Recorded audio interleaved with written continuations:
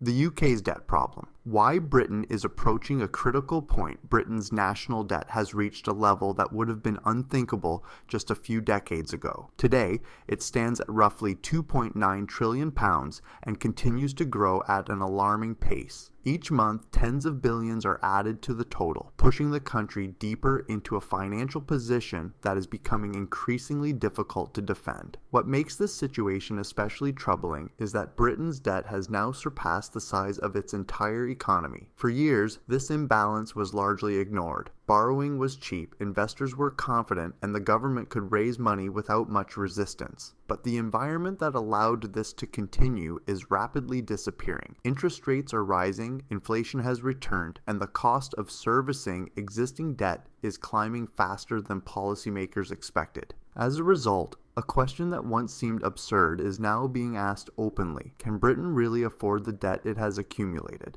The end of cheap borrowing. For much of modern history, UK government bonds were seen as among the safest investments in the world. Pension funds, banks, and international investors trusted Britain because it had an unmatched record. Throughout its long history, the country had always honored its debts. This reputation allowed the government to borrow at low interest rates and fund massive projects, from infrastructure to public services, without fear of a funding crisis. That trust kept borrowing costs low and gave policymakers enormous flexibility. Governments could invest in railways, schools, hospitals, and welfare systems, knowing that the market would always be willing to lend. But that era is coming to an end.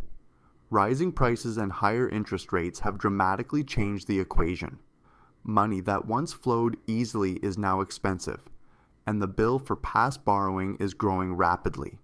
The consequences are immediate. Every increase in borrowing costs means less money available for essential services. Funds that could support healthcare, education, or pensions are increasingly diverted toward interest payments on old debt. What was once manageable is now starting to crowd out the very services that debt was meant to support. A fragile economy. Under pressure. Britain's economic weakness makes the debt problem even more severe. Since the global financial crisis of 2008, economic growth has been sluggish. Productivity has stagnated, investment has lagged behind other advanced economies, and wages have failed to keep pace with rising living costs. Despite this, government spending has continued to increase. This mismatch has created a dangerous cycle. When borrowing becomes more expensive, the government must spend more simply to service its debt. That reduces the funds available for growth-enhancing investments, which in turn limits economic expansion. Slower growth then makes the debt burden even heavier relative to the size of the economy. The impact extends beyond government finances. Higher borrowing costs feed directly into the wider economy. Mortgage rates rise, consumer credit becomes more expensive, and businesses face higher costs when trying to invest or expand. The pound often weakens as investors demand higher returns or reduce their exposure to UK assets, making imports more expensive and pushing inflation even higher. Why investors are growing nervous. Investors are paying close attention to these trends. Many now demand higher yields before lending to Britain, while others are reducing their exposure altogether. Confidence, once taken for granted, is beginning to erode. Although recent governments have promised stability and fiscal discipline, the reality has not matched the rhetoric. Debt continues to rise, and investors are questioning whether political leaders can deliver on their commitments. This loss of confidence matters enormously. Britain relies on the willingness of investors, both domestic and foreign, to buy its debt. If that trust weakens significantly, borrowing costs could rise sharply and quickly. History shows that when confidence breaks, the consequences are swift and painful. Lessons from the past, the 1970s. Crisis. Britain has faced a debt crisis before. In the 1970s, government spending was rising while economic growth slowed. External shocks made the situation far worse. In 1973, the oil embargo triggered by geopolitical tensions caused energy prices to skyrocket. Britain, which depended heavily on imported oil, was hit especially hard.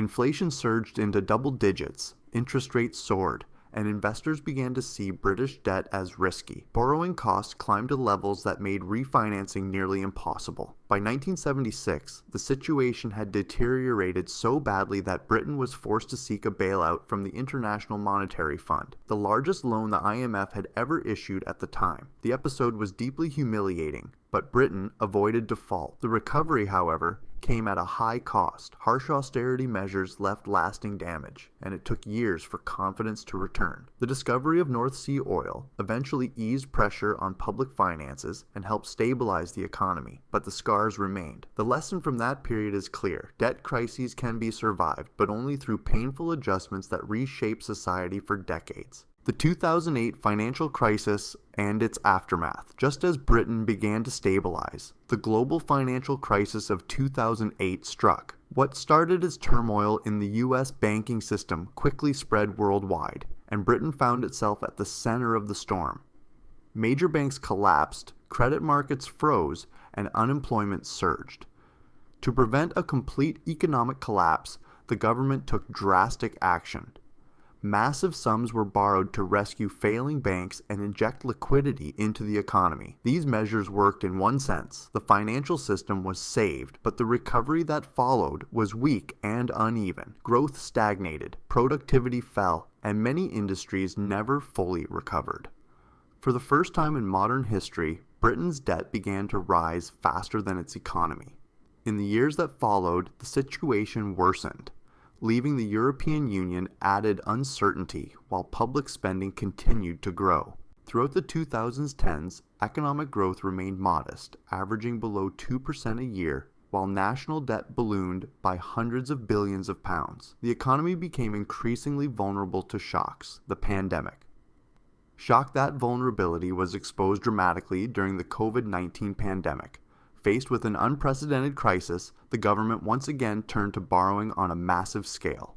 Interest rates were slashed to near zero, making borrowing appear almost cost-free. Billions were spent on furlough schemes, business support, and emergency stimulus. In the short term, these measures prevented economic collapse, but they came at a significant price. Within just a few years, Britain's national debt surged by over £600 billion, pushing the total close to £2.5 trillion.